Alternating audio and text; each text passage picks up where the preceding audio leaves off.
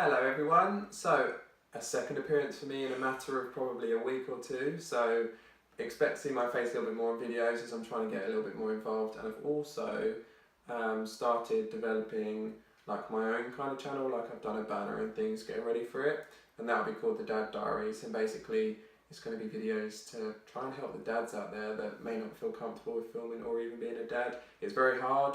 Typically dads, not being horrible towards mums at all, but the dads do go and work, they spend less time with the babies.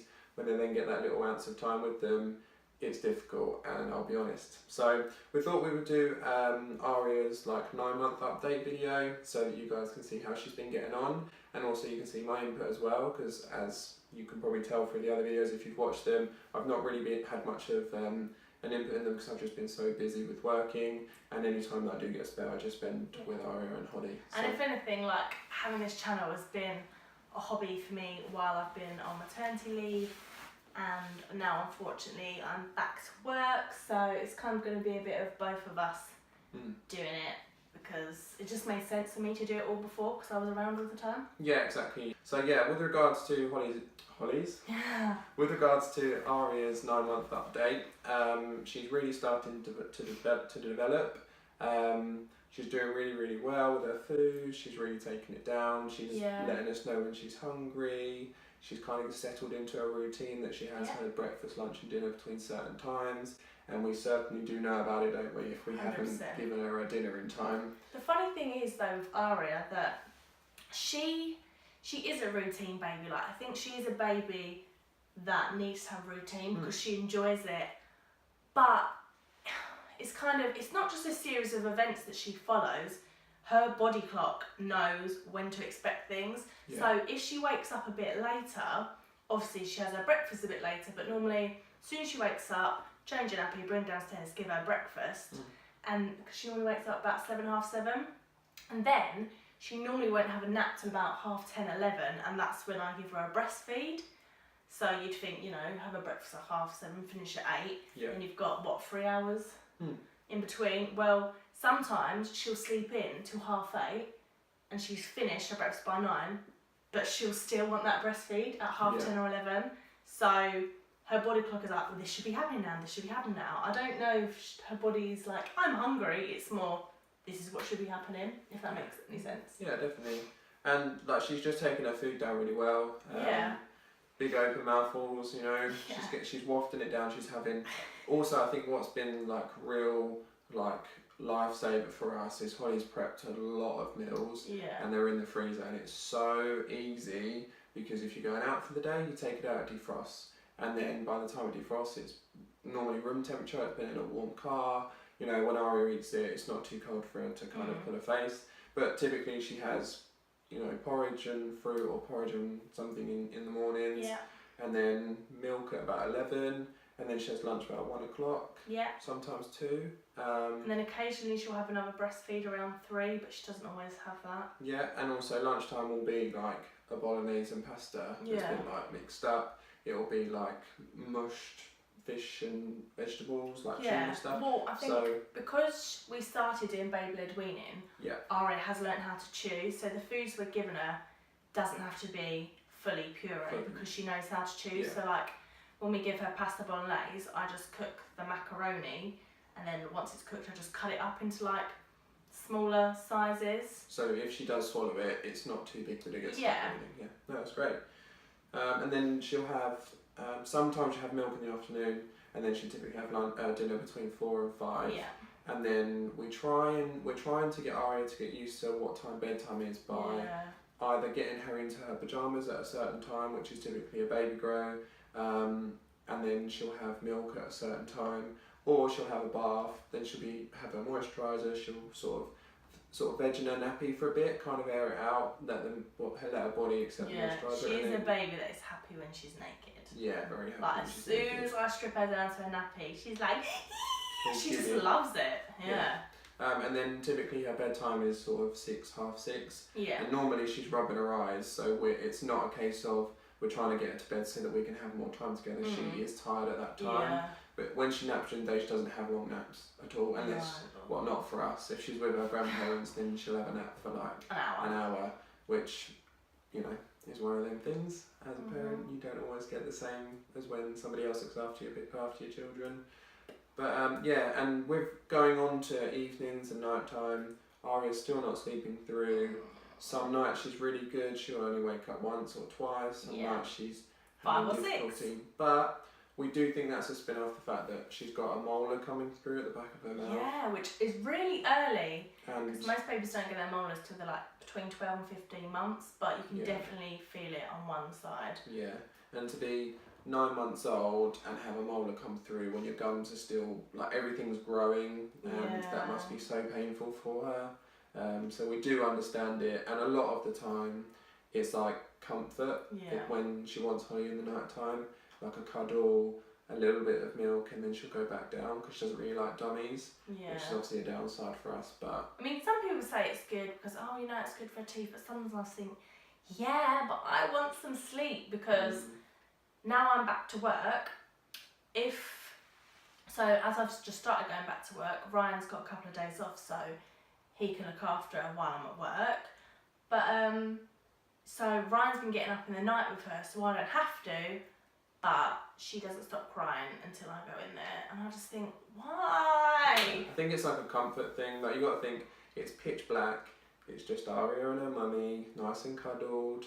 You know, Holly's just got out of bed, so she'd be nice and warm. It's a nice cuddle, little suckle, and then she gets put to bed, and it's like all like, you know, kind of like when you eat a really nice warm dinner when you've been freezing cold, you know, that kind of thing. So, but it'll get better, and also, like, for example, we're trying to not just go in when she starts to cry. We let her cry it out for a bit. Well, we don't do cry out. I'd say we do a form of controlled crying. We don't just let her cry and just not go up there. Yeah. We sort of, she cries for a bit, but I think we don't, because most, if you know, the controlled crying is like, you put them down, leave it 2 minutes, go back, leave them 4 minutes, like you double the time, whereas for us, we listen to what sort of cry she's doing, because we can tell the difference between, I just want to get out of bed, or I've actually hurt myself, I'm in pain. Yeah. Because she's taken to where she can now pull herself up and stand, which is another sort of milestone that she's hit. And also she's been able to stand for like a couple of seconds on her own, and she cruises along the sofa and stuff. She's very, very active, like mobile. Yeah.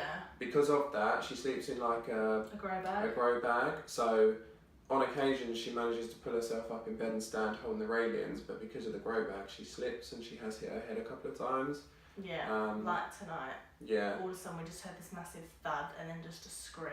And obviously when she cries like that, we know she's hurt herself, but if there's other cries, we can tell it's just like, But all we do, we go in, we lay her down, we give her a teddy to cuddle, and we just repeat that. We can do a video about our lack of sleep. Team no sleep! Yeah, an evening routine. Video. So, but yeah, she's doing really well with her cruising along the sofas. She stands up on us, doesn't she? If you hold her hand, she's more than happy to walk. Yeah. And I don't mean like we're holding her arms above her head and taking the pressure off of her feet on the floor. She's fully sole flat on the floor, onto her toe, kind of walking, stepping. And if you make her go quicker, like lean her forward, her legs will keep up with her as well. Yeah. So that's really, really good. So our 9-month-old dinky little Dot is still in 3 to 6 month clothing, which I don't see as a problem. Saving us loads of money. Yep. Although, I mean, in dresses and things, she will fit the bigger size, but that's more for the length. But she is not a baby with podge or chub or rolls whatsoever. No, I mean, she's got like your. She's healthy. She's not like, you know, emaciated. Yeah, she's not like a skinny rape. No. She's starting to develop like the odd roll around her thighs and stuff, but this happened before she started being able to do her crawling method. She put weight on around her tummy, didn't she, and then around her legs, and then then she started to move more. That come off, and then now she's starting to develop into almost walking and wanting to learn to walk. We're getting that again. She's putting not weight on, but you can see it in her body, as in like, you know, she's getting a little bit of a chunk on her thighs and things where they're developing and growing. So yeah, she's very like slim, she's very healthy, very happy. You know, every time we've had her checked over, they say that she's a perfect weight and things. And I mean, she is currently in between the 2nd and 9th percentile, but I mean, she's been on that centile now For months. I'd say 3 months, so I think she's finally found the centile that she's climbing up. I haven't had her weighed for 2 weeks, but the last time I got her weighed, she was £14 9 ounces, which, you know, some people look in shock like, oh my goodness, she's so small, but though she may be small, she is mighty. She has got one fierce little personality. She knows her mind, she knows what she wants. Very stubborn. She understands the word no. Gives you a cheeky look. And then but as soon as you say no, like if she's calling for something that she shouldn't have, I say no, and she instantly like picks up the pace. So she knows she shouldn't have it. Yeah, sure. And I'm sure Holly, when she edits the video, she'll be able to insert some clips of like what Aria does and how she, you know, how she's developing things. But also with regards to like her walking and stuff, or attempting to and being very, very active, if anyone was to meet Aria, or if you asked anyone that knew Aria or had met Aria, even for 10 minutes, they'd be like, she doesn't stop moving. She does. It's only recently. But we were looking back on videos, weren't we? And she was like a month old, and she was kicking around like a balloon. Her arms, everything, like she was wiggling. But it's only the last couple of weeks she's developed, been a little bit more cuddly. But up until that point, she would be held, but she wouldn't cuddle. She wouldn't be your typical like snuggling kind of baby. And that's because she's so active to the point where she doesn't want us to slow her down, basically. Yeah, if she hasn't got toys in front of her, she'll go and crawl and bang her toy box to kind of indicate that she wants something to play with. Or 9 times out of 10, it's not a toy she wants, it's a wire, a remote control, something that she shouldn't touch, basically. Or like a carrier bag that she tries to put over her head, or all the baby things that they do that they shouldn't do. Yeah.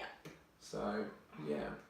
So that is pretty much it for Aria's 9-month update. As usual, I'll make sure I put on her like 1 second a day at the end of this video, just so you can see what month 9 entailed. Yeah. So yeah, that is it. Thank you so much for watching this video. If you enjoyed it, please make sure to give it a thumbs up. If you don't already, please subscribe to this channel. If there's anything that you want us to film or do or show, then put it in the comment section. We're more than happy to make a video. You know, like we said in previous videos, we want to help others. You know, we reach to YouTube to watch you watch a lot of YouTube mummies, don't you? And it's massively helped us. You know, Holly was saying the other day that instead of reading a book to learn all this kind of thing, you can just go, why don't I just type that into YouTube and watch a 4-minute video, and before you know, or you could watch 10 videos, that's only 40 minutes, where it would take you 6 hours to read a book. Yeah. That's potentially 10 different people's opinions on something. You can then apply those to your parenting, and if one of the methods work, great. Yeah. So that's kind of what we're trying to do. Yeah. Young couple, how we cope. It is difficult. Yeah. But parenting is difficult, but it's so rewarding. So it's the best thing ever. So, but yeah, thank you for watching the video. I'm gonna make a big effort to try and be in more of them. Sorry if I ramble on a bit, but I like to have a chat and a chin wig, don't I? Chin wig? Chin wag! Chin wig, chin wag. Oh my gosh. There you go. Can't even say the right thing. But yeah, thanks for watching, and we'll see you in the next one. Bye! Hey!